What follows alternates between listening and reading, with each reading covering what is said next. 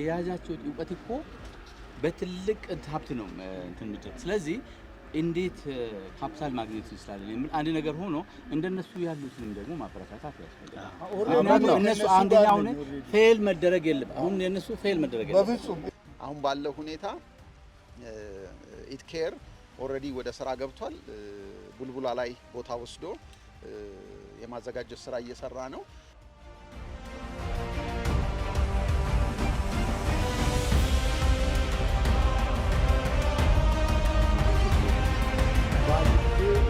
ዳርሶና 1.5 ሄክታር በአፍሪካ አይ ቲንክ ይሄ ራሱ እቺ ራሷ በአፍሪካ መጀመሪያው ነች። መንግስት የሚያደርገው ነገር ሊኖር ይችላል ከእናንተ